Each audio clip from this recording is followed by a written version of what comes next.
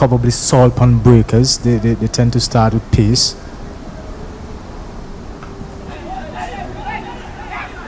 Well, chaos, poor communication, and it's a run out. And the 4 Charlotte Strikers, they have lost their first wicket. It's 2 for 1. A poor running. The ball was struck too hard and fast to short square leg to even attempt a single. This is a shot in which they should have waited to see whether the fielder fumbles. He didn't fumble. He went straight to him hard, fast. He picked up very well, and he sent a good return right over the bails to Lyndon James. The batsman was left stranded, but really it was a poor effort at a single. Well, poor effort and poor communication. I think both batsmen were in the middle of the cricket pitch, and at the end of it, Roy Williams, he has to go 2 for 1, and Romel, poor start, we'll see. Well, that is what pressure does. Previously, Roy batted about 5 or 4 consecutive dot balls. Him batting in the power play. I think he was eager to try to get a move, because after all we are playing 10-10, so teams are expected as much as possible to take advantage of that power play. But in all, it was just poor communication. They did not to do that, because wickets in hand is often the key here, especially going into the latter stages of any cricket game, as a matter of fact. Oh, very vital that Rickford stays there into the second over. Shaman Hooper comes into the attack. His gentle off spin, sometimes he mixes it up with a bit of leg break. He brings Kato to the crease, 2 for 1. That View Explorer seeking to restrict 4 Charlotte Strikers, as this one Rickford pulls it down the ground. They get 2 for 1. And Romel, a bit of excitement going into, well, this being the final preliminary games before the eliminators. And what do you see? The teams now, Botanic Garden, they have really lost a winning momentum to see from our standpoint here. And what do you think of that going into eliminatory round? It's tucked into the mid-wicket region, only 1. Well, I don't think it should damage the confidence of the Botanical Garden Rangers going forward. They've only just lost, I think, 1 game. So their confidence should be up. I don't see any reason why they should even bother or worry too much. Talking about worry, this one is a worrying shot for the View Explorers, because it just matched into the boundary. A couple of bunks over the cover region. 4 runs to the 4 Charlotte Strikers. They're 8 for 1. Rickford Walker is on 6 from 4 deliveries. Well, they're off the mark with a boundary. When I say off the mark, they've got their first boundary, and that should take some pressure off them. Talking about pressure, this one is heaved down the ground, 6 runs, and Rickford Walker starts a no-nonsense kind of patrol in here, and that one is left high and hard. Super 6, 14 for 1. It was right in his slot, and he picked up very well, and struck it hard, went well over the ropes. Swings again past the man at square leg. It's going out to the boundary. A long chase of the mid-wicket man. He cannot get there. 4 more runs. It's 18 for 1. Rickford Walker means business, Romel. Yeah, he has batted well so far. He played 1 delivery in the very first over. He played, I think, 2 more deliveries before hitting those boundaries. So he's, in the context of how T10 is, you can say that he has played in himself before launching those boundaries. But good going for Rickford. They would want him to stay there, especially given the fact that their batting on a whole has not really come to the party. So it's important that he takes advantage of the start that he has given the 4th Charlotte Strikers. Well, Kato will come in to strike. Darren Graves will continue, and we see Rickford going back to Walker going back to the top of the opening stand. He's accustomed to that position in club cricket with the police team. This one is cut down to short third, and they run 2 for 1. As that ball seems to struck the field on his shin area, limping, grimacing of pain there. And Mr. Finley, Walker is not new to opening here in this version of cricket. It surprises me that he was batting low down in the order until at this time. This one is cut out to the cover boundary. They could go for one. Well, what a save there by that fielder. And they come back for the 2 runs and 3, that is, sorry. And the score moves on to 22 for 1. Good comeback here by the 4 Charlotte Strikers. Walker promoted to opening the batting.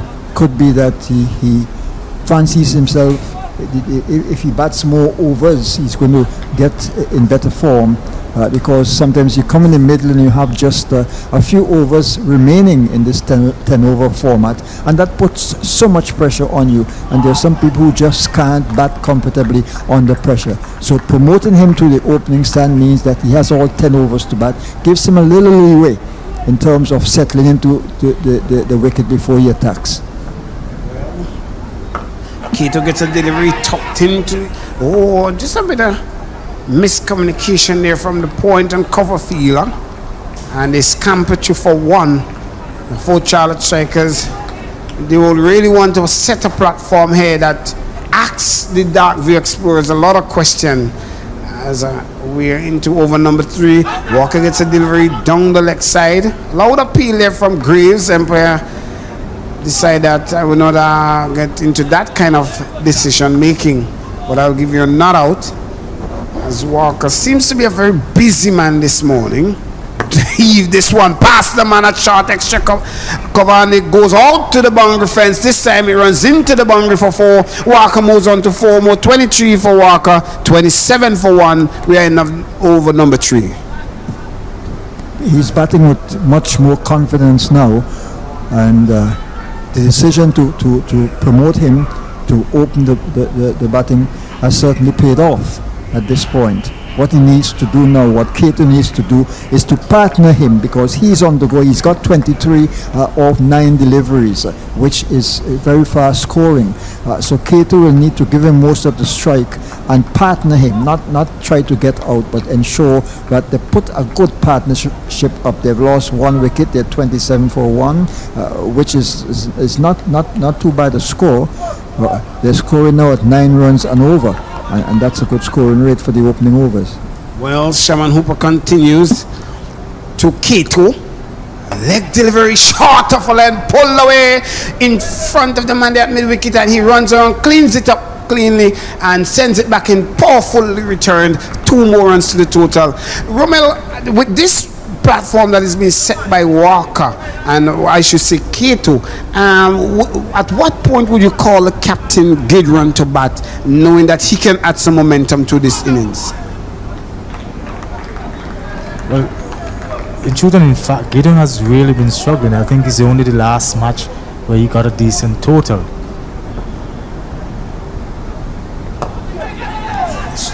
Chickled over the field, 1 more to the total. Yeah, so it's going to be imperative that Walker and Cato stick around for as long as possible, because in the last match again, Cato, I think he was the man of the match. He gave some impetus to his team, and they were able to cross the finish line, winning their first game. So it's vitally important that, like I said, Cato and Walker to bat as much of the overs as possible. And Finley, we need to remind our viewers, we're still in the power play, just 3 shy of the power play. Do you think that Walker, after the power play, should just continue his momentum seeking runs? Yes, he has to. That's what took 10 over. It's a wide delivery, like that one past the man at point, and that runs to the third man boundary. That's 4 more to Walker. Well, what are they to start, and what are we for Walker to be scoring? Yes, they must contain this momentum. They've got a good momentum going. Cato, Walker is the aggressor, so he's got to continue in this mood. Then scoring at 9.27 runs and over, which is quite good. Pulled away, short fine leg. Just can't pass the man at short fine leg. At this time, he will be peeved with himself. That one, with the momentum that he's going, and we will sing cricket. His blood is flowing freely. and he have gotten the license to hit that ball, and he's chased that one, but can't pass that man at somewhat of a whitish cover, and they scamper you for one. End of the power play, 35 for 1. What do you think? Well, it's not a bad power play by any means. They're going at just about 9 runs and over, or thereabouts. So the important thing is that they've only lost 1 wicket. All right, so there is a platform on which to launch. So that will be critical. I mentioned what Cato was able to do in the last game. It's important here now, going into the middle overs, they do not lose any wickets while keeping the momentum going. Finlay mentioned Walker, the role Walker has to play in terms of continuing what he has been doing thus far, and I agree with him. He is the aggressor, he is in, so he really has to take the mantle. Cato has a bit of time to catch up. Give the strike to Walker as much as possible. Sealroy comes into the attack. He's been a wicket taker when the Dark V Express they say he's bowled him. It is not even out of my mouth as yet. Walker goes looking to heal Sealroy Williams over the top. Well, he strikes just as we are out of the power play, Mr. Philly. Well, I think he made a rash shot at that delivery. He lifted his head before he saw what was happening. It was a good delivery. It was on a very good length, almost Yorker length. And because he didn't put his head down and look to stroke the ball, he rather attempted to hit as if he was looking for a 6 over straight 6 or over mid-off. He lost his wicket. And the players have got to avoid that sort of thing, because the scoring rate fell a little bit, but not by much. It was 9.2 or something like that. It fell to 8.75. But that's not bad. You have to respect the bowlers. The bowlers can also bowl good overs. So here's a man who was going so well, and to lose his wicket when its team needs him more than ever, it's sad. Well, we just spoke of Pope. He now comes to the crease. Gideon Pope facing up his first delivery to Williams, 35 for 2. We're into over number 5, and over number 5. And what a day here for cricket. Good sunshine pouring out here, blistering hot after 10 in the morning, Mr. Finley. The best place to be is right where we are sitting here. Yeah, we're in the AC comfort. It must be very sticky out there because we've been having a lot of rain over the past week. Incidentally, the heavy clouds we saw a while ago have now cleared up. Well, it appears that Gideon Pope is dropped there from Sealroy Williams for his first delivery. A drop ball by the keeper. Well, confidence, as our fellow commentator was alluding to from Pope, it's not really playing, as he tucked that one into the mid-wicket region and get 1. He's off the mark, 36 for 2. Mr. Finley, boy, oh boy, what a way to search for the Dark V Explorers to ask the first star strikers. Pope has really been struggling. I wonder if he should have dropped himself down a little further, because he hasn't shown any confidence at all, and with this sort of poor form, it's not going to be good for him. He's out there struggling. He's thinking, well, what can I do to get some runs? And that's going to put more pressure on him. Well, a disappointing feeling there by Hooper at backward point. He missed that one. It went through his leg. It went to the boundary for a national lottery 3. The boundary brings up the total to 40. Cato moves on to 10 from 8 deliveries. This one, he swipes it over the top of mid-wicket. Cow corner region, that's gone for 6. Cato seems to take up the slot from where Walker has left. Well, somebody needs to take up the slack, and Cato, who was there before Pope, would be the man to do it. And he has shown that he's capable of doing it. Whether he keeps his head on now, and he should take the lead role, and Pope should give him most of the strike. And between them, they should have a lot of mid-pitch conversations to ensure that they're doing the right thing all the time.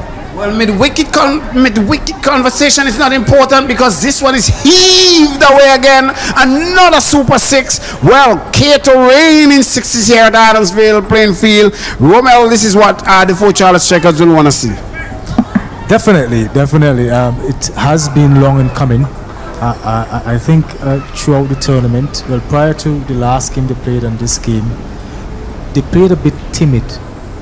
And this is what we have been asking for from the four Charlotte strikers all along. You have to play, you have to back yourself, back your ability. This is 10-10 cricket. There's no time to be timid at all. You have to put runs on the tin. You have to give your bowlers a chance, a fair chance to defend the total that you put on the tin. So not Darren Gibbs, Cato has been going well. He has to continue. He has to see himself as the main man going forward. And Walker has lost his wicket, as Finlay said. So he has to take the mantle, give Gideon Pope, the captain, a time to get in. But it is incumbent upon Gideon now to turn over the strike. Take the single, watch a couple balls, watch what Cato does. Well, Matthews, number 10 on his back, comes into the attack. Very young Matthews, a youngster. And he will be bowling up to Pope, spinner, swing and a miss. And we're into over number 6. I would like to ask, based on the team prospectus, we have what we call overseas players. With the wealth of this one is played in the air, a wide delivery, only managed to get it to the man at short third man. Pope goes with his poor form as usual for the tournament, and boy, Matthews pick up Pope, and they are 52 for 3. Well, he picked the wrong ball to swing at, and he had been swinging rather than stroking. The thing is, if the ball is a half ball, you can afford to swing once it gives you width. But if it's a little wide of the stump and you swing, it's bound to take the edge and go high in the air, as happened here. And he's really having a miserable season. He's got to go back to the nets now and reorganize his cricket. It's not easy to be playing a tournament and not scoring runs. It plays on your mind each time you get to the crease. And that's not going to do that is too much pressure for a batsman. If you are not experienced, you just can't pull yourself out of it, and he's just having a miserable time. Remember, a bit of bother there for Charlotte strikers, but Dark Vexpers will always welcome the position that they have gotten the 4 Charlotte strikers in. It's not the ideal position for the 4 Charlotte strikers. But to look on the bright side of things, Cato is still there. He's still there. Gideon, he has been out of form all throughout the season, so it was not really surprising to see him lose his wicket the way that he did. But they still have to be positive. Singles are an offer. Give Cato the strike. Well, that brings Lavier into the strike at a crease. A delivery that passed him outside the outside edge to the keeper. And, wide delivery this time. Lavier swings down the ground. It's a super six. Super six welcome delivery. It appears that Lavier was warming up all the time in the hut. Second delivery strike for 6. He got a gift. It was a half volley and right in the slot, and he just went with it. But it's good. You come to the wickets and you are able to take advantage of a loose ball from your first delivery. That's good. This one beats the outside edge. Oh, he holds his head in anticipation. Maybe there would have been a slight edge or just clipping the top of off stump. And good axe here from young Matthews, a youngster. And he's bowling some good deliveries, asking Lavier a lot of questions as the over comes to end. Over number 6, 58 for 3, and somewhat of a seesaw position to be in, Romel. Yeah, well, that's the 4 Charlotte strikers for you. They have Cato at the crease. Lavier normally bats a bit the lower end, so batting 5 today. I'm guessing that they have decided to change things up a bit, try a few strokes. This is their last match, I believe, in the preliminaries. They have to make a competitive total here against Darkview Explorers because, like I said before, Darkview Explorers, they're really on a winning roll. Their batting has been doing tremendously well for them thus far, so they would need to get in excess of 100, I would like to believe, in order to be competitive. The wicket so far seems to be good for batting. Is nothing extraordinarily bad about it in any way. So they really have to put the runs on the tin and give their bowlers a chance to defend it. They have no choice really. They want to qualify. Remember, the first wicket fell at 1 and the second at 34, third at 54, and just the last delivery was struck Lavey in a groin area. As you see, C. Roy Williams continuing the attack, and I will ask, gentlemen, the overseas players, would you say that they have brought the expectancy that we have seen some performance from a couple of the players, but do you think that they have brought the expectancy that we have been looking for, or because of the nature or the version of the game, it have been asking too much of them? Well, this one, talking about expectancy, Kato is answering our question as he struck this one straight down the ground. 6 more, brings up 223 sixes in the tournament so far. Well, it is super Wednesday. 6s are giving away. I won't say that the overseas players have brought anything extra to the competition. I'm not sure if they have been involved in 10-10 cricket before. I'm not sure what the situation is in their own countries, in Grenada and Dominica, in terms of whether they're playing cricket or not. But one would have expected them to do more because they are indeed regional first-class players. They're Winner Islands players, and they play in the 50 over and 20 games, and they should have brought a little more to the game. Could be that they're out of form on this occasion. And Rommel, do you see it as a case where the team demeanor is you are the experience, you are the first class player? We're talking about experience. This one is struck down the ground. I told you about Lavey. He seems to wake up in a no-nonsense mood, and he struck this one straight as a pin down the ground. 6 more, 72 for 3. Yeah, good shot there by Lavey. I think C.Y. Williams was guilty of floating that a bit too close to the batter. Yes, it's good that you're trying to bowl slow, try to extract some turn, but your lengths have to be correct. Your lengths on line have to be correct. Pull away. Down to long on, only one, and I just got a message here from Ronnie Jeffrey. He said, that's what I like to see in cricket, because I know had I been there, those balls would have been tearing over the airport. Good morning to Ronnie Jeffrey in Tortola. He would have liked to be in this tournament, 10-10 cricket. As we see, Kato comes into strike. He misses that one. A bit of torn there as it passes Kato bat. And the end of the 7th over, 73 for 3. So a good position to be in, Mr. Finley, 44 Charlotte after a couple of 6s there. They are in a reasonable position. 73 for 3. I think 2 of their batsmen gave their wickets away when they were doing so well. Was it Kato?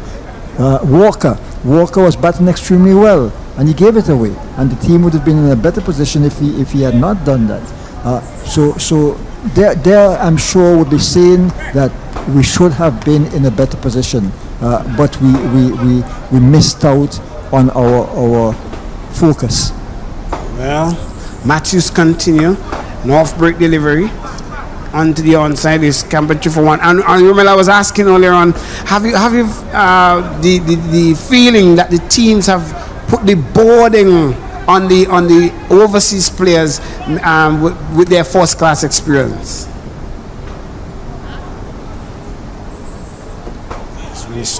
On the ground. Well, I wouldn't say that really. we've had some decent performances by the overseas players. A lot of the cricketers here in St. Vincent and the Grenadines, they themselves would have played first-class cricket at some point. So the expectancy.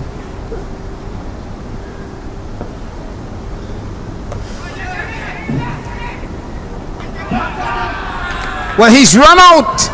He's run out at delivery plate to short third man, trying to take a quick single. Lavia go at a very crucial point when they were really up in the run rate and putting some impetus to it. They are 74 for 4. Lavia goes to the run out route. Yeah, that was poor running. That was hit directly to the fielder. They didn't need to do that because they were going well. Lavia had, he struck I think 2 sixes. He was getting himself in. So it would have been ideal for him to remain there to the very end. I think the 4 Charlotte strikers, they keep making elementary mistakes, and it has caused them throughout the tournament. That wasn't a run at all. But yes, as I was saying about the overseas players, yes, they came in. Given the fact that they are current first-class players, you expect a certain level of performance, and but that shouldn't take away from the fact that when you look at the setup of all the teams thus far, all the teams that are playing in the tournament, all of them have first-class players in their team. Whether or not they're current or past, they're still first-class players who are looking to continue,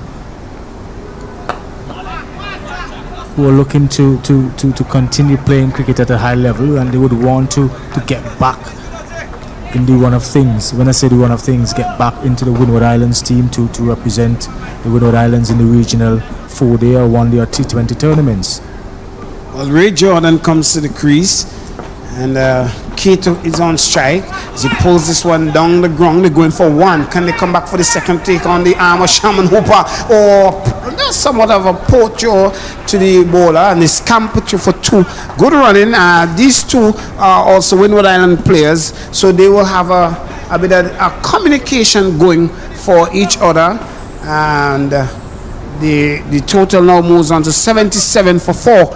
Kato 31 from 16, delivery a good cameo, and Matthews, this one he heaves it down the ground. It could be taken. Devon Grace comes around, he misses that just over his back, and it goes into the rope for 6. Well, what a day it is for Kato. 6 runs it is.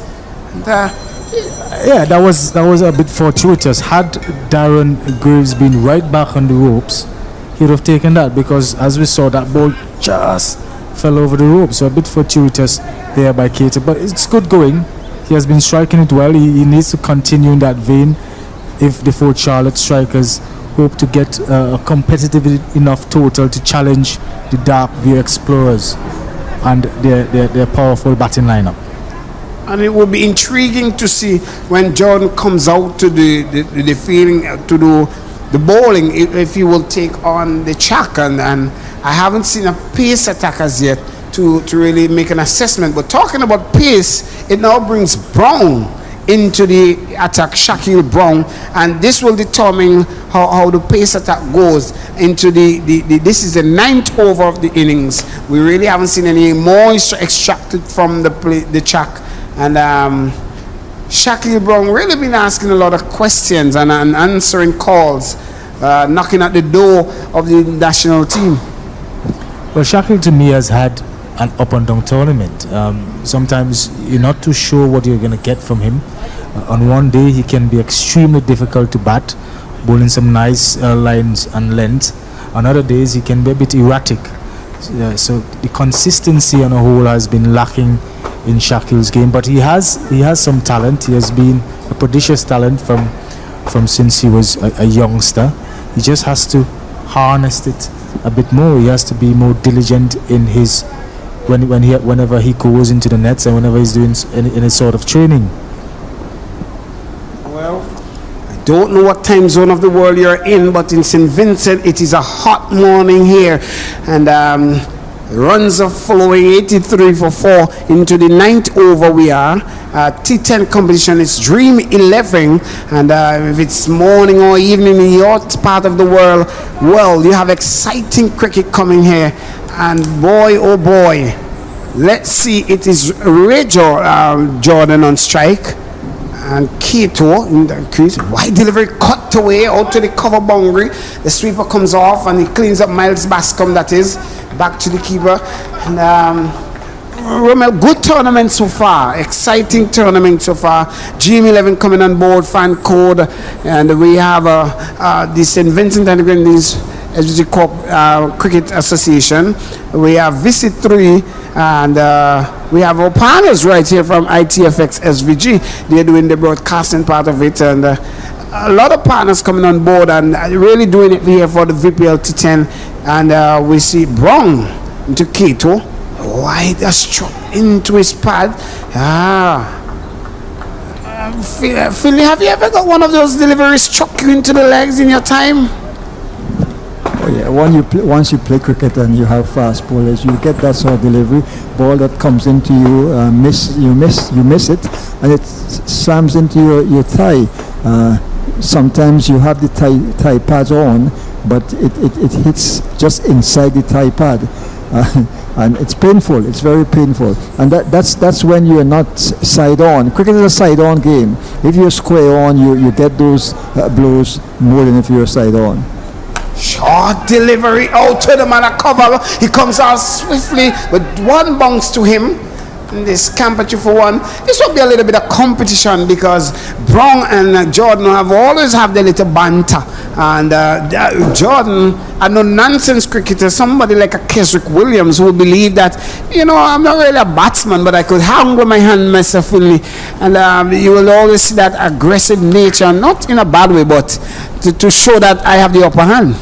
Well, every player on the cricket team ought to be able to bat to some extent. You may not be a Brian Lara or a Sunil Ambers, but at least you can watch the ball and strike it and strike it well and get the odd four and play the defensive shot not too badly and so on and so forth. Well, this one is not an odd four. This one is a very welcome four by Kato. And National Lottery 3D boundary again brings up the total to 90. 41 for Kato. He really takes up the slot from Rickford Walker earlier on. And boy, oh boy, he has come to the party. What a time to come to the party. Yeah, and it's important here as the overseas player. I know he hasn't had the best of times compared to his other compatriots who have flown in to represent the various teams here. But he is showing what he is worth. He's batting extremely well. He has 41 off 19 deliveries. So the Fort Charlotte Strikers would be happy that he's going so well and would look for him to settle and finish the game. Well, what a shot, clipped off the legs, down to short fire leg. It goes for 4 into the boundary. 45 for Kato. Mr. Finney, that will remind you a little bit about Viv Richards. Well, more Brian Lara than Viv Richards. So that's a right hand Brian Lara. Oh, Brian Lara had this flick that he flicked with his foot in the air.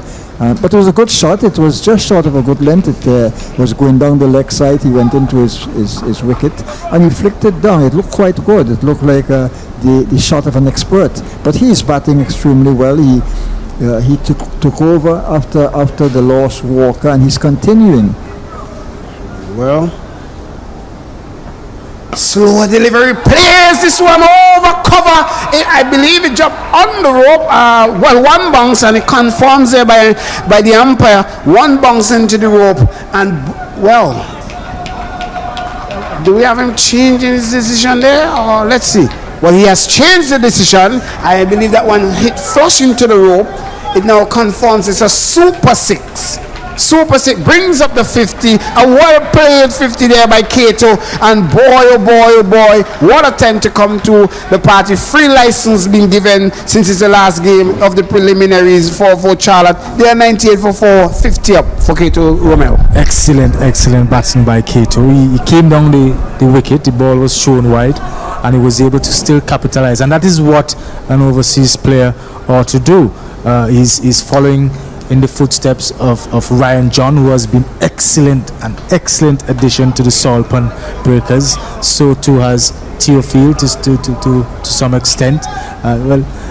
So I think what the Cricket Association has done in this version of the VPL 2.0, I think it's a beautiful, a wonderful initiative to have invited the players from around the Windward Islands to come and play a part in this cricket, because at the end of the day it's all West Indies cricket. The more cricket that is being played is the better for West Indies cricket. And so when you look at the VPL 2.0 and the VPL, the first edition, I was fortunate to look at both editions. I think this edition really, the quality and the standard of play, the feeling, the bowling, you're seeing bigger scores, you see more consistency throughout. It has really improved leaps and bounds. Well, talking about leaps and bounds, it brings up the 100 now for the Fort Charlotte Strikers. 100 for 4 as we see Dean Brown. He comes into the attack. Current run rate of 11.11. A good axe here by the Fort Charlotte Strikers. Well, this over will be more of a solitary over. What you get from it, you take from it. And it will be a helter-skelter kind of, well, wide outside the arse stump, swing and a miss. And what will be the role of Jordan now? Just give back the strike to Kato, Mr. Finley. Yes, Kato should be taking most of the strike now in this final over. But unfortunately, he is not on strike. And what the batsman should be doing is to try to pick a single up and give the strike to Kato. Well, it's a rarity of a dot ball, but a welcome one for the Darkview Explorers. This time, Jordan swings one bounce into the boundary, and National Lottery 3 the boundary. Well, I'm showing you all that not only Kato could come to the party, but I'm also here. Yeah, Ray Jordan, as we all know, yes, we know him as a fast bowler, but in the local competition, he bats pretty well. He bats, I think, at number 5 or number 6 for his local club. So I'm not really surprised that he's capable of playing these sort of shots. This is the last over. Actually, we're into the last 4 balls. They have 6 wickets in hand. So Jordan, I believe, should just continue going gung-ho. The ball goes in the air. Kato has to cross so that he gets on strike. So they really have to push very hard, try to maximize as possible, get boundaries. They should be thinking boundaries. The singles are on offer, the fielders are on the circle. Well, a bit of adjustment to the field as this one when goes through for a bye. There was a bit of adjustment where the third man comes up and the square leg goes back to the square leg boundary, and as we see this camper for 1, just a bye there. Not quiet over, we will see. Just 5 of the over, 105 for 4. Yeah, that is what I was talking about. If a good ball is bowled, you just have to run. You have 6. Kato has to get back on strike. Either you hit the ball for 4, or single is gotten where Kato can strike it. So every batsman here on has to go hard.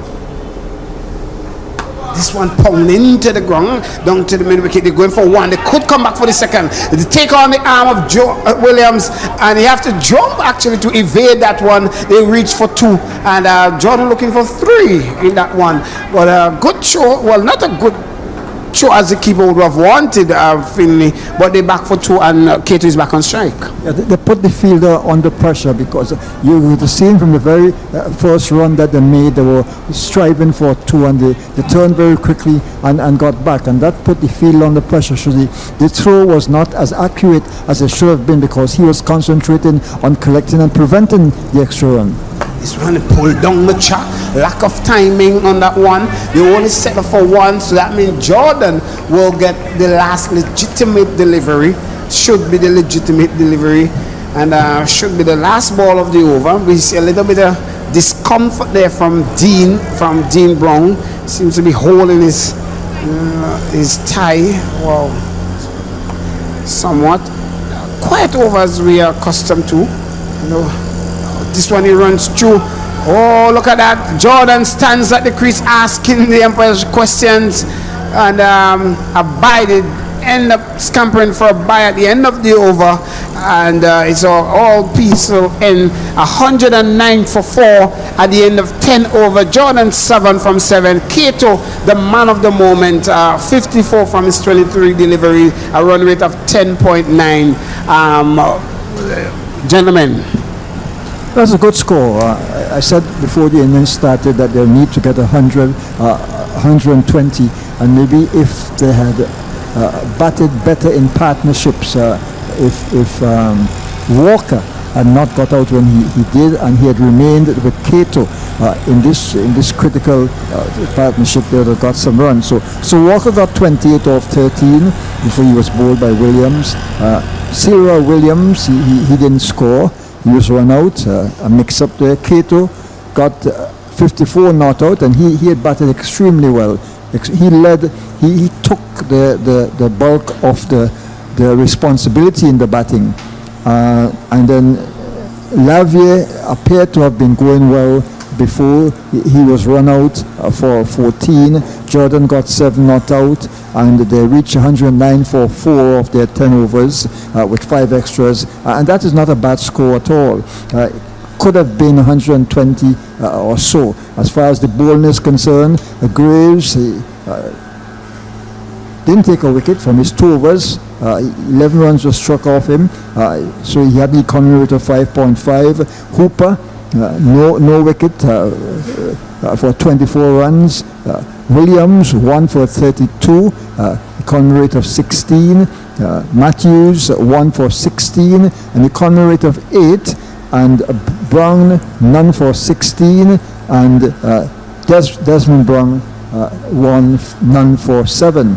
So the bowling, a couple bowlers allowed 2 minutes to go off them. 12 Hooper, 16 Selwa Williams, and 16 Brown, the fast bowler. They bowled too expensively. They could have tightened it a bit and would have got the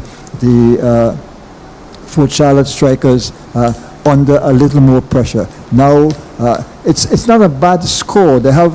It's a total they can defend, but it's also a total that the Fort Charlotte strikers, with responsible batting, with sensible batting, can get quite easily.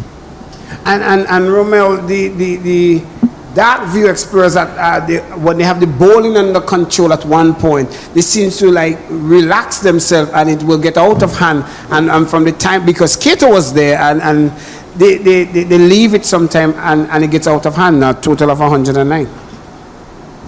Yeah, I thought Darren Graves bowled very well at the very top. He kept it simple. That is what I liked about his bowling. Shaman Hooper was the one who partnered him. I noticed when he was bowling, he was trying leg breaks and off breaks, and that can be difficult to control. You know, if you're off break bowler, it's best to stick with that. You know, you don't want to be trying too much things while the game is being played. You know, that's why when you have net sessions, you perfect your art. You know, you're trying to be a jack of all trades. You're gonna stumble in between. So that is what I think. That is why I think Darren Graves did well. He did not try too many things. He concentrated on the lines and lengths going forward. Some of the other bowlers, they did not do that. You know, they experimented a bit too much. I was looking at the scorecard, the batting scorecard, and I noted that there were 25 dot balls. 25. That's almost half of the number of legal deliveries. So that really that says something about the batting. One, they're not taking enough singles, right? They're relying too much on the big hits. Yes, the big hits are important in T10 cricket, but it's important that whenever you get a good ball, you're able to at least get a single, because more often than not, the fielders are on the edge of the circle. So imagine if you were to get singles, and whenever the bad balls come along, you get those sixes and those fours. You'll be 140, 150, right? And it also says something about the bowlers in terms of their consistency. They're able to bowl 25 dot balls, and yet in between that, they bowl a half volley or a long hop. So the consistency needs to be looked at there. Right, so St. Vincent cricket on the whole, I think, is improving, and I mentioned the fact that when compared to the very first edition, the VPL, this by far has outshone it. The bowling on a whole generally have improved leaps and bounds. So too have the batting and the fielding. So I really must give credit to the SVG Cricket Association and its president Dr. Kishore Shallow and all the partners who are involved, Dream11 and so forth, for seeing what St. Vincent and the Grenadines has to offer in terms of talent and organization and so on, and they were willing to put the necessary resources in the tournament to make this a possibility. And I strongly believe as this tournament progresses next year, once it comes along again, I'm sure the option will be there for the president of the Cricket Association to possibly invite more players from outside and make it even more competitive going forward. All right, so kudos to all the planners in the association and all the partners who were so willing to partner with the association. Well, that will be a decision from managerial position, but as it deals with cricket, we will be back shortly, and we'll see strong, steaming hot sun here at the Adamsville playing field. Remember, this is a dream11 T10 cricket competition here in St. Vincent and the Grenadines 2.0, and it's coming to you live from St. Vincent and the Grenadines, and with the kind compliments of dream11, fan code VC3, our partners as ITFX SVG, and the National Lotteries and the St. Vincent and the Grenadines Cricket Association Inc. We will be right back with a trace from the Fort Charlotte Strikers and the Darkview Explorers. Darkview Explorers, the Grenadines Divers, Fort Charlotte Strikers. Somebody celebrate your team. Last team breakers, the Southbound Breakers, Botanic Garden Rangers. It's from the bleachers we would see. VPL is more flavor, more vibes. VPL that bring the stadium alive. VPL, this is the joy of the life. It's the vincy Premier League. Hills, mountains, high. Man, woman, shy, Vincy, hands up high, and let me hear you say.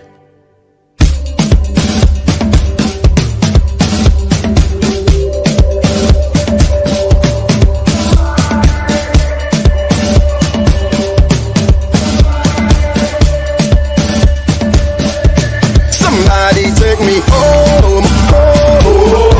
Somebody take me home, Somebody take me home, Somebody take me home. Hey.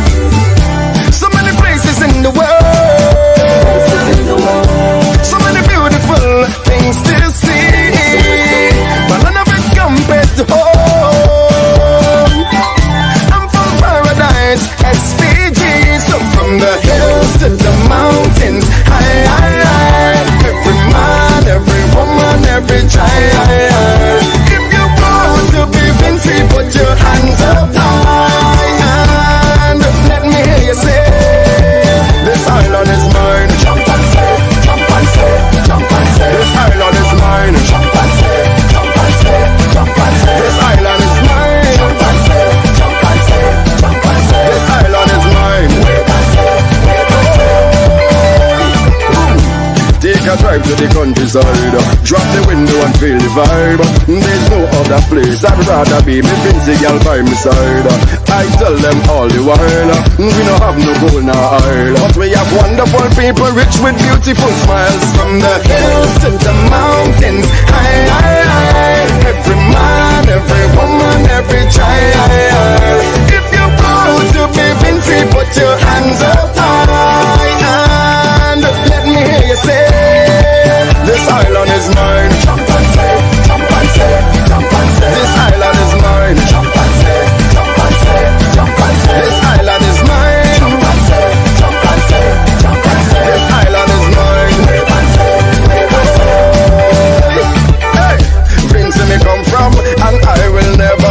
my heritage. So if you're looking for me, don't worry, you can find me up in the hills. I'm doing it the Vincy way.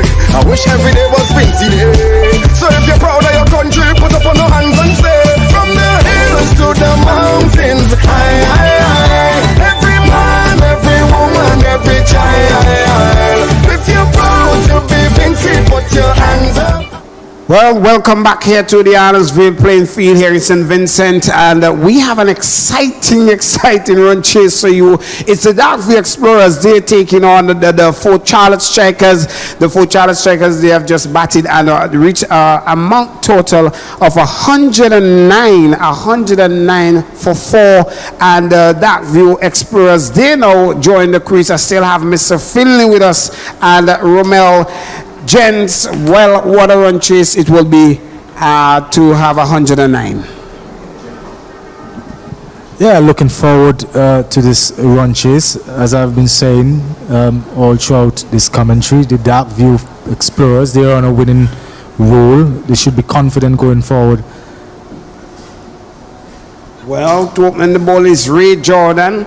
And just see him attack. We spoke earlier on about the pace starting the opening.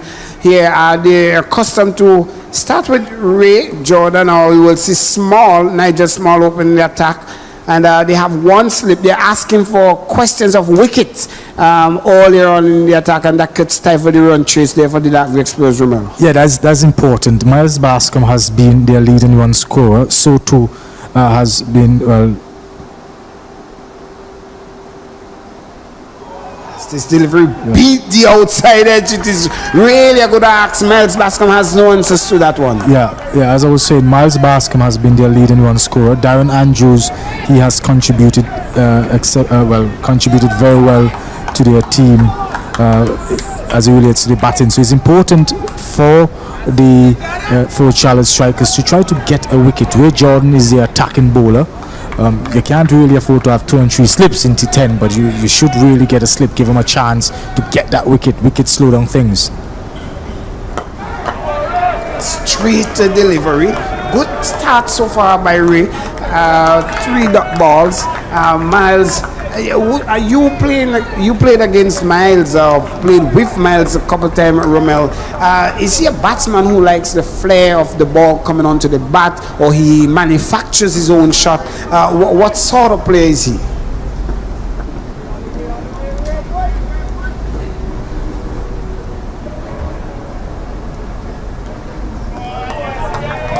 Well, for the years that I've played with Miles, I know if you as a bowler and you float a ball up in front of him, he has sufficient talent and strength and timing to dispatch it over the boundary.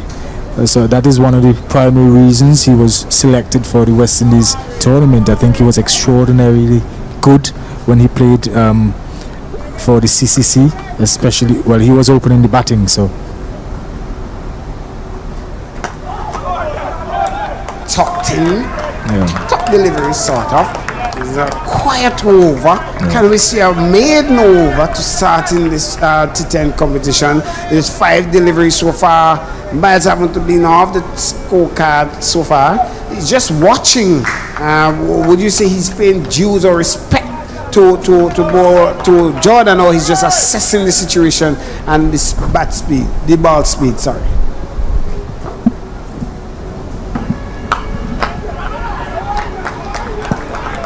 Well, I think Bascom has realized that Jordan more than anybody else is the major weapon for the Fort Charlotte Strikers, and he is backing his ability to take advantage of the other bowlers that will be coming on.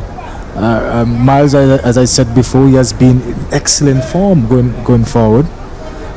So yes, he's making sure that they see off Ray Jordan. He has bowled an excellent over. He's good lines and length, but he's backing his ability.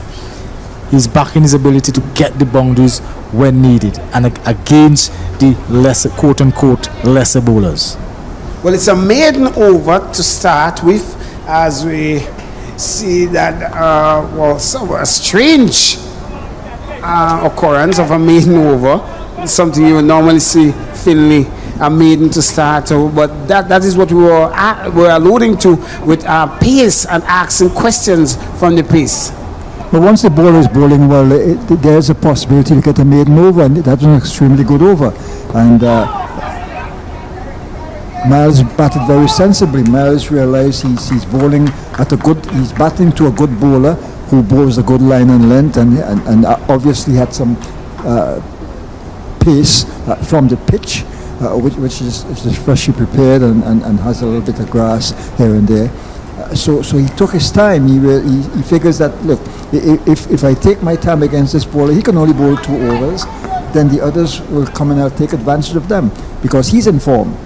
Rashid Fredericks comes into the attack. This time Miles sweeps this one past the man a short fine leg. He opens his account. 4 runs, National Lottery 3 the boundary. A welcome boundary there by Miles, and that's what you were referring to, Mr. Finley. And boy, 4 to Miles, 5 without loss. Well, that's the thing with a good batsman. You play a maiden over and you're not unduly worried because you know there'll be lesser bowlers coming to you and you score, and that was an excellent shot by him.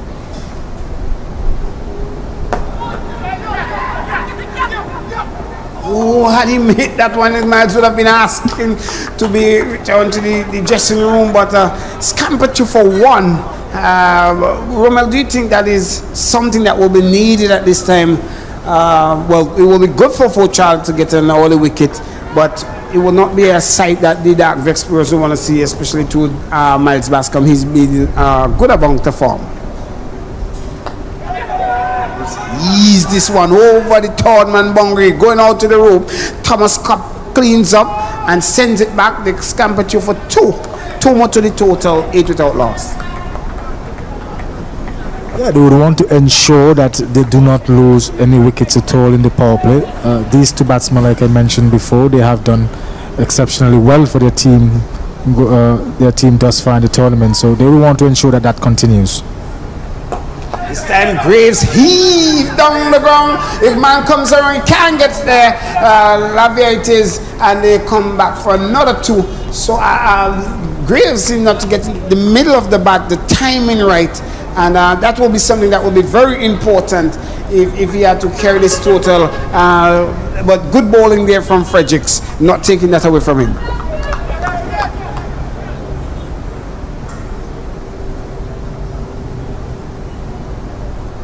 This one is pulled away to the mid-wicket boundary. Fielder comes around, cleans up very well, and they scamper you for 1. And they just settled for 1, which I think 2 runs could have been asked there. But they settled for 1, brings the total to 11 without loss after 2. And 110 the target.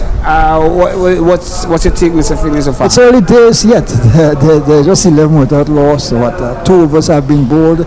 It's early days yet. They're 2 good batsmen at the wicket, and they recognize that they will get loose balls and they could take advantage of those loose balls, and they will get the odd good ball that they could drive and pick up 2 or a single or maybe 4. So they're not unduly worried. They're pacing the innings quite well. They're not taking any risks. 110 they need to get, and it's not a big score, but it could be a challenging score if they lose quick wickets, and that's what they're trying to avoid.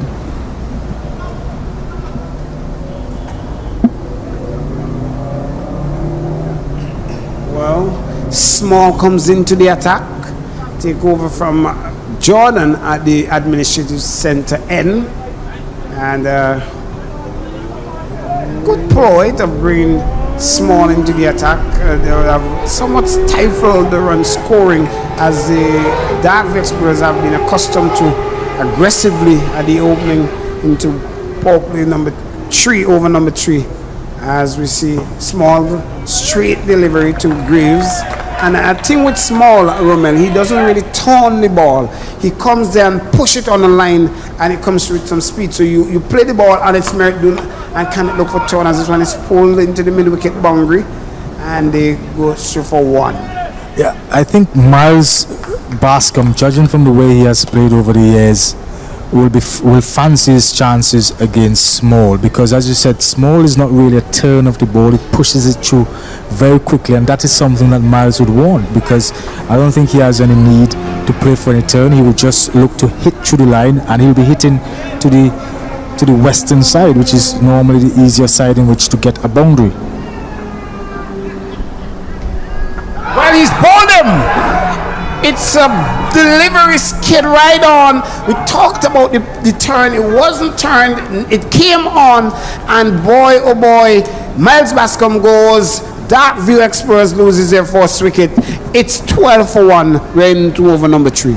Miles didn't have the room to play the shot he attempted.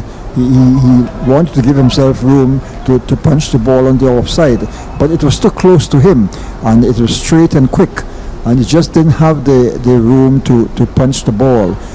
And I think he miscalculated what happened, because they obviously were being very cautious, but he just missed out on that delivery. He's in so much form, and sometimes when you're in form, you lose your concept, your thinking, and your purpose in the game, because you think that you're in so much form that you could do anything, you can play any shot against any delivery, and maybe that's what happened to a little overconfidence, and maybe that's what happened to Miles, because he'd been batting so beautifully earlier that this was a real disappointing dismissal he had here.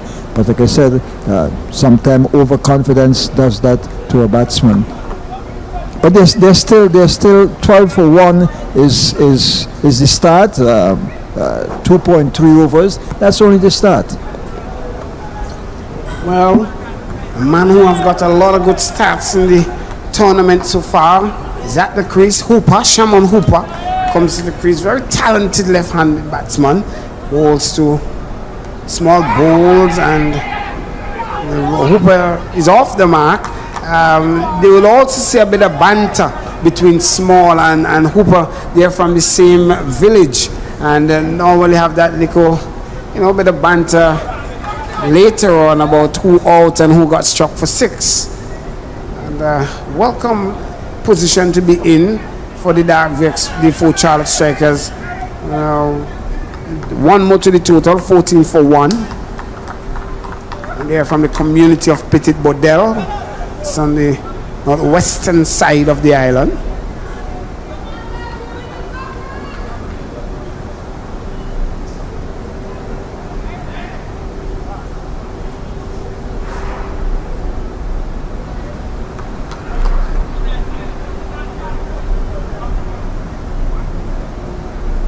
So slip been deployed for Hooper. Oh, good delivery, straight to 1. Hooper just tucked it in the onside. 14 for 1 at the end of over number 3. 14 for 1. Good going here by the 4 Charlotte Strikers. Yeah, the 4 Charlotte Strikers they've started the power play well. They just have to make sure that during the middle overs they continue bowling the way they have bowled thus far. Interestingly though, I've noted that Small seemed to have slowed down his deliveries, because normally you would associate Small with the type of bowler who really pushes it through, something like Anil Kumble. But I guess somebody had a word with him, and he has slowed it down quite considerably, looking for more turn, and that has benefited his team by him taking the wicket. Well, Fredericks back into the attack to finish up his 2 overs. As this one is struck straight down the ground, there is no run. We do not, Darkview Express cannot stifle themselves into a hole that it will be hard to. Yes, we know they are power hitters, they are batsmen in the hut, but you do not want to leave the workload for the batsmen in the hut.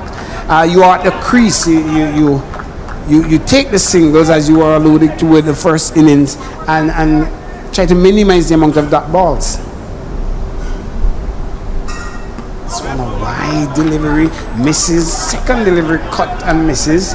And the Fredericks seen that Gray's really not doing, his economy of movement is not much, but he's just pitching them just around outside. As this one, he whipped it too wideish mid off. Comes back for one. Just one to that total. As Hooper comes on strike, applauded there.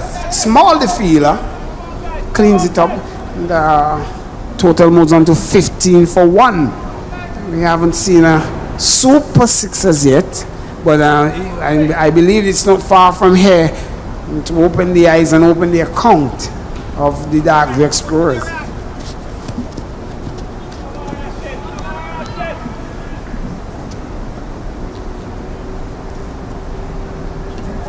Wide delivery again, misses. A welcome, somewhat of a welcome power play by the Dark View Explorers. They will be happy with the way things have started for them, kind of stifling the runs flow here for the Dark View Explorers. 4 Charles strikers will welcome that at any time.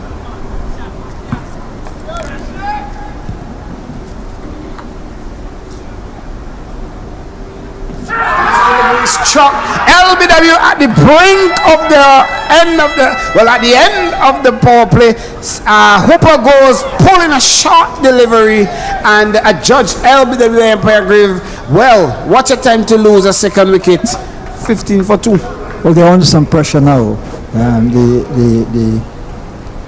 Because Hooper is the kind of player that can put runs on the scoreboard very quickly and efficiently, and the bowling was good. He was beaten outside the off stump a couple of deliveries, and that ball was a little shorter that came into him, and he thought he could pull it down to mid wicket, and he just missed it. He was so anxious to get to the wood because they hadn't been scoring as they wanted to. So there's good bowling, and the batsmen are under pressure. Lyndon James is now at the crease, and he is the captain, and he hasn't really come to the party as yet. He's a good player, he's a good batsman, has scored some runs, scored well in the first edition of this championship, but he's badly out of form. He doesn't seem to be in touch at all, and he wants now to bring his experience to the fourth in this game. Small comes back in the attack as he continues from the administrative center end. 15 for 2. Good act here by the 4 Charlotte strikers. A delivery struck into the pad. Loud appeal, not outside umpire. Please. And really stifling situation here, Romel. Dark View Explorers was not looking to be in a situation like this. Upon them! A delivery played on. Small takes his second wicket. Dark View Explorers, they are really sinking going around to the Dark View side, and they are 15 for 3. Yeah, excellent ball by Small. The Dark View Explorers are really under some pressure. I don't think they assess the situation well enough. When you look at how Fredericks bowled the previous over, for the very first 5 deliveries, he kept them wide of the crease. Kept it bowling wide because he knew Darren Graves, he had a penchant for hitting on the leg side, so he kept them wide. It's just that last delivery he bowled to Shaman. He bowled it straight at the wicket, but the plan was clear: keep bowling it wide, get the batsmen out of their comfort zone. So that was excellent going by Fredericks, and we see that Small, well, he has been slowing it up, something that he has not been accustomed to do. So that somebody must have spoken to him, and it's working out magnificently well for them thus far. Well, we have seen Kato play a very welcome innings, and we have Alec Attanes. He now comes to the crease, another overseas player. He will need to answer some questions here from Small. Delivery outside there, stop missing, and the momentum is on 4 Charlotte strike. Do you think anything need to change or alter it at this time to get a different twist to it? Well, they're on the back foot, and what they need to do is consolidate their position, again, they need to settle in. They have really not had a good start to their innings, and the two batsmen here now need to settle in. 3 for 16 is a poor score in a limited overs game. 4.5 overs have been bowled, so you virtually have more than half of the overs gone, and you're only at 16 chasing 110. So you're in trouble, without doubt, except somebody comes here and plays a masterful innings of excellent stroke play and hard hitting and getting 6 and 4s and taking the doubles. We're talking about 6 and 4. He stroked it. He stroked the Captain James. Well, what a disaster. Can this be detrimental? Walker, it is down there on the boundary. And Walker is a very good fielder. But wow, can this be detrimental to the 4 Charlotte strikers dropping Lyndon James and on one? Well, that's the one he's dropped on top, but boy, oh boy. It was an easy catch. It should have been taken by any standard. And Lyndon James is lucky.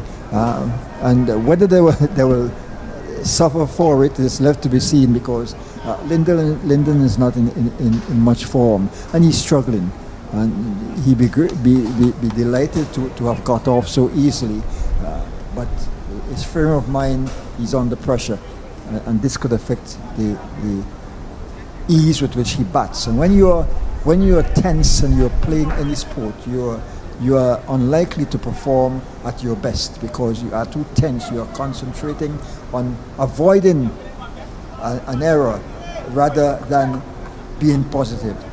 Well, Williams comes into the attack, leg break bowler, and Romel, how can this drop catch play on the mind of the 4 Charlotte striker, knowing that James is still there?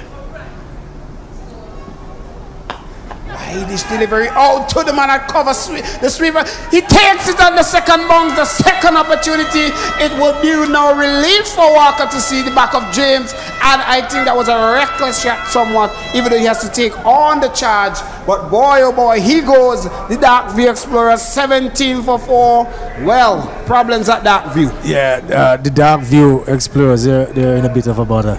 It's going to be very difficult. Real bother. Yeah, real bother. It's going to be very difficult for them to get close to 109 runs going forward. But it had to happen. It had to happen. They found themselves under the pump. They had just gotten 15 runs from the power play, needing to get to 109. So they had to go. Somebody had to go. Somebody had to take the bull by its horn, and unfortunately Lyndon James was not able to execute the shot as cleanly as he would have liked. But the 4 Charlotte strikers will be happy to see the back of him. Well, the momentum seems to be in the way of the 4 Charlotte strikers. They will be going up the 4th, climbing happily, but going down to Darkview, it seems very dim and dismal here. But it will be Dean Brown who will be doing the work here now for Darkview Explorers. Boy, oh boy, oh boy, do we have a run chase on our hand. Leroy Williams, short cut away onto the cover boundary. He's come for one Lavia, cleans it up, sends it powerfully back to the keeper. He moves on to 18 for 4. 18 for 4. Well, the 4 Charlotte strikers, they are in the driving seat. Definitely are in the driving seat. Atenez is a left-hander, so he should have a slightly easier time when facing this leg break ball in the form of Williams. He would be hitting to the western side, as we've said on many occasions, the easier side in which to get a boundary. Like Lyndon, I hope, well, he has to take the initiative and try to get those boundaries. A reverse sweep misses. Atenes has really not give us the kind of the run flow that we are looking for, but not taking it away from his capability. A youngster by look. This time he tried to sweep that one. Is it a wide signal by Empire Graves, and misses, and the confidence coming into the crease to play this kind of role now. How would it be playing on your mind? Well, he must be full of confidence because He gets he's it playing past reverse the man a sweep. short tall. 6 runs it is, reverse sweep over short tall. A welcome boundary here for the Dark View Explorers. A little bit of light has been shown in the Dark View area. Yes, he was a good shot. He must be an expert on the reverse sweep because he played a shot before. He had just come to the crease. He hasn't got very many runs, and his team is in a bit of trouble, in deep trouble. But he just came back and executed another reverse sweep, which went for 6, I think it was. Pull away, Atanez is on it, and it gone for 6. The Frank Thomas Pavilion and the spectators, they're in immortal danger for that shot. Well, what a youngster and a powerful shot. Yeah, a very good shot there by Atanez. He has to use these 2 shots as momentum builders and confidence builders, really. He hasn't played much cricket in this VPL because I know he missed quite a number of games for the Dark View Explorers, but he has gotten the opportunity now. He has 13 or 5 balls. Those 2 shots undoubtedly would have given him some confidence, so he should just use this. They've already qualified, so use this as an opportunity to build confidence going forward. Sensible batting, tuck this one into the cover region. Scamper for 1. 78 needed from 24 balls. Do we see Sketterball here with the attitude of Atanez looking to hit a ball over the rope? Well, it's a question to ask. End of the 6th over, 32 for 4, Athens 14 from 6, Brong, he's on 1 from 1. The Dark View Explorers, they're really taking a swim under the waterfall at the Dark View Falls, and that brings Thomas. Thomas comes into the attack, right arm off spin, and it seems to be a spin attack being deployed here by Captain Pope. Yeah, well, Athens is obviously taking the attack to the Fort Charlotte strikers. That's the only way they can win this game. They've lost 4 wickets already. They need 78 off 24 balls, and this calls for a lot of aggression. And Athens has shown the approach that he has is the correct approach. What he has to guard against now is to be too overconfident and try to hit a good delivery, which is not there for the hitting. Can we see all the deliveries? We have to get a reverse sweep. That one misses as this camper for 1. As you rightly said, it seems to be a shot that he fancies a lot. A bye, we run through for a bye. Brings Dean on strike. Dean also is a hard hitter, Romel, and he also he doesn't have the luxury of looking at that balls this time, but from this time on he has to take it helter skelter. Yeah, and he is capable of doing so. He has shown that throughout the tournament where he just came in and he was able to just hit those boundaries. So he's capable. They have to go in excess of 20 runs per over, so they don't have any choice really. The wicket is still a good wicket in my estimation. He'll be hitting to the western end, so he should fancy his chances of clearing the boundaries quite easily. Thomas now has to keep it as wide as possible off the off stump to straight hit. A straight hit. You call it a corner straight drive. Goes into the boundary 4, and it was powerfully struck. Yeah, that was well struck. As I was saying, Thomas really has to bowl wide of the off stump, in my opinion, because anything straight, he can hit it straight. If it gets a bit down to on the leg side, he can hit it with the wind over the boundary. So, in my opinion, his line ought to be just outside off stump, wide of the crease. Well, wide you asked for, a little bit wider. This one they're coming back for the second. No. A little bit of collision between the batsman and the bowler. Nothing of great concern. 38 for 4. We're into over number 7. 72 from 20, Finley. How do you call it? That's difficult. It will take a super effort by Athens and Brown. They're both capable of getting the runs. They're both capable of striking the ball, but the bowlers are bowling pretty well. and so it will be risky for them to do that. Wide delivery this time by the bowler Thomas. Yes, they'll have to take a lot of risks in going for these runs. But that's what they have to do. That's what limited overs cricket is about, and more so in a 10-over side game. You got to take a lot of risk. This one is wide, could be caught, taken, Atenes goes on the point boundary, and they loses their 5th wicket. The Darkview Explorers really jungling from the Darkview Falls. They are 39 for 5 for Rummel.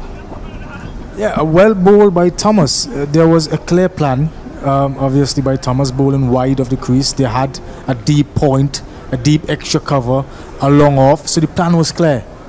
It was unfortunate that Alec Atenes didn't get enough power behind that shot, or timing, if you will, to clear the boundary. But good going by Darkview Explorers, not by Darkview Explorers, sorry, by Fort Charlotte Strikers. They just have to continue in this vein, and they'll look to close out this game pretty easily. Well, it brings Kevin Abraham into the crease. Well, Joe Matoni, sorry, that is, he has some similar feature to Kevin. Joe Matoni it is, and Brong is still there, 6 from 3, 39 for 5. We're into over number 7. Bowl him, a swing and hit the top of the middle stump. Thomas takes his 2nd wicket. Well, the Darkview Explorers, can we say they are done and dusted? I do not want to make that call, but Finley, from an export position, I think you have the license to see. That was a bad shot. You've just come to the wicket. You haven't faced the ball, and you. Oh, sorry. Yeah. Well, I suppose he got carried away by the 6 he got earlier. That was a lovely 6, a good straight 6, and the bowler, I think, pegged it back. He got a nice half volley, a juicy half volley from the first delivery he faced, and he struck it well. Good 6. Then the bowler pulled it back a bit, and he went for the same shot, but he didn't connect, and he was bowled. So the team is in a lot of trouble now. The 39 for 6. It is almost impossible. They need 71 off 18 balls. I'm not sure if they have the capacity to do that. Well, questions are asked here. Remember the 2nd game, we will see the Grenadine Divers. They will come up against the Lassafree Hikers, and given the way that the Fort Charlotte Strikers are going here, if they goes on to win this game, they will move up 6 points on the table. The Grenadine Divers, they're sitting on 4, so it will be a must win for the Grenadine Divers. The Lassafree Hikers, they're on 5. They're on 5 points. So whoever wins that game, they're in a good position. If the Grenadine Divers wins that game, that means the Fort Charlotte Strikers and the Grenadine Divers, they will be sitting on 6 points each. Yeah, so that is why it is imperative that the Fort Charlotte Strikers close out this game as early as possible to give their net run rate a bit of impetus in the event the next game turns out in their favor. Well, Roy will ask of questions of O.J. Walters. Walters comes to the crease, 41 for 6. We're into over number 8. 69 needed from some 16 legitimate deliveries. And, well, I don't think this is a time where you will really need to watch the ball. It's just see ball, hit ball kind of attitude. Down the ground by Tony. Cannot pass small. Used to for 1. Only 1 you could get from that. Good bowling here, I must say, by the Fort Charlotte Strikers. We must give them that kudos. They bowl very well. They deploy their bowlers sensibly with that over that from Jordan that starts with a somewhat. This one is down the ground. Can it go for 4? No, can't pass. Spencer chose that one powerfully. We will see Jordan coming back into the attack for maybe the last or the penultimate over, and this could determine the nature of the game somewhat. Maybe our viewers who have already called it done and dusted, from our point here, really can't call it, but natural cricket sense will prevail from here. Dream11. We thank our friend, the fan code, this 3. Come on, National Casnell, man. Lotteries Come on, Authority. Casnell. The writing is already on the wall, man. The writing is already on the wall. It's almost impossible for the Dark Blue Explorers to cross the boundary. This one is struck fiercely out to the boundary. What a shot there by Tony. Tony now is signaling, well, it's not over yet, Romel. I could still hit some National Lottery 3. The boundary brings up 47 for 6. Well, can Tony do the miraculous?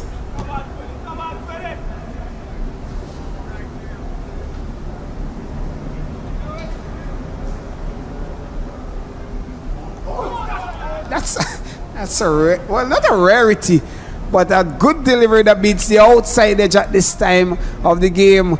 The Dark View Explorers there 47 for 6 at over number 8, and at this stage the Loss of Free Hikers, they were 83 for 4, and Walters, he's on 2 from 2. Well, Tony is on 6 from 4. We are seeing Thomas coming back into the attack. So the penultimate over is bowled by Thomas, and I think Jordan, if by my collection, will finish things off. Well, we will see Thomas at this time. He has 2 wickets so far from his first over. Well, they will have to hit, they have to go at over 30 runs and over if they were to achieve a victory here. See, your super 6s will be welcome. That will mean over 10 sixes.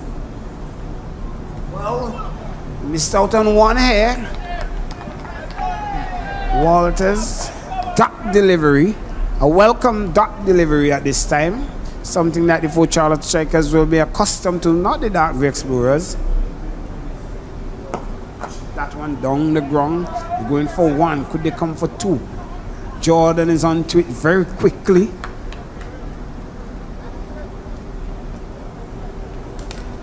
Thomas is bowling very well. A gentle off-break bowler. He's not really pushing it through, and he's asking the batsman to manufacture their own shot. And he comes around to the left-hander, so he will just slightly use the angle and carry it across to the right-hander. This one is cut to point. This camper for 1. Could be a run out. Could be a run out. Not out, says Empire Blaze. Well, 49 for 6. We're into over number 9 halfway. Finley, what do you call of it? I believe you could make a really serious adjudication at this time. You want to know how many they'll make? Getting the runs is impossible. You can't get those. He's out. He's out. Looking to heave that one. Walters looking to go over the long on boundary. Only manages to meet the number 49 player there, and he goes, and Thomas takes his 3rd wicket of the innings. Caught Stowe, that is, and bowled Thomas. Well, Jahil Walters goes for 3. A very poor performance, we will say, by the Dark View Explorers so far. Poor batting. They never picked the right ball to hit. They got 1 or 2 good shots. They picked up a couple of boundaries, including some 6s. But those were virtually half volleys, and they never came to terms with the fact that the 4 Charlotte Strikers were bowling well, and they bowled well. You have to give them that. They bowled well. They went through the early part of the Dark View Explorers batting, and they continue taking wickets. And in a limited overs game, if you're taking wickets regularly, you're virtually on top all the time of the game, and that's what happened. 4 Charlotte Strikers were ahead in every over. Every time they can do hit a 6 or a 4, but they were. This one is struck down the ground for 6 runs by Tony. A late cameo by Tony. Struck fiercely down the ground for 6. A super 6. Welcome boundary. And Thomas wide again.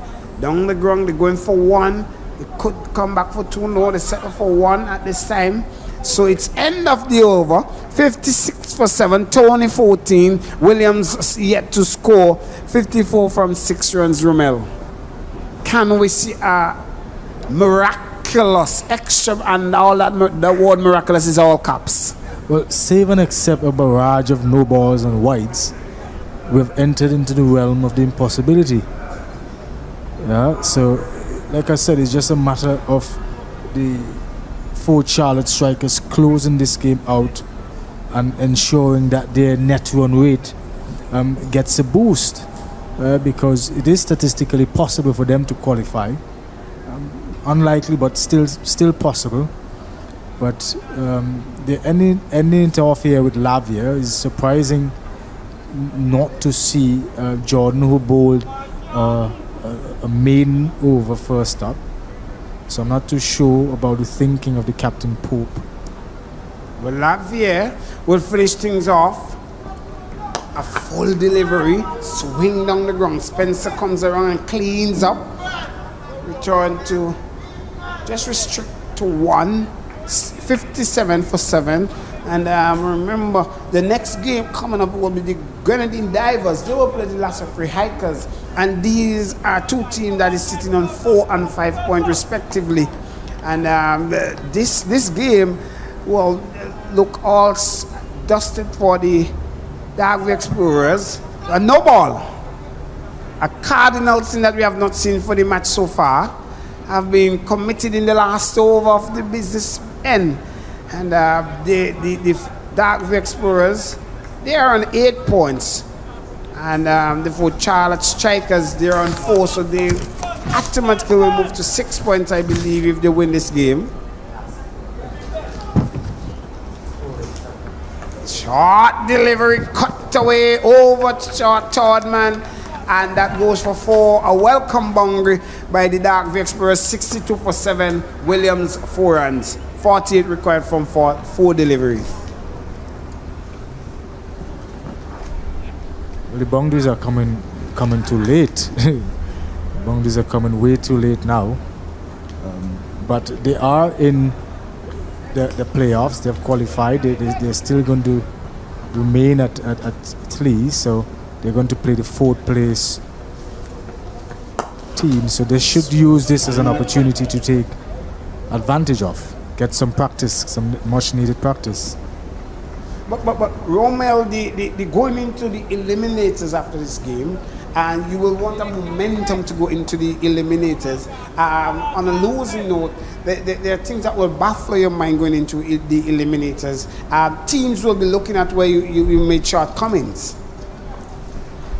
This one is in the air, could be taken. The man at square leg settles, drops it. My goodness me.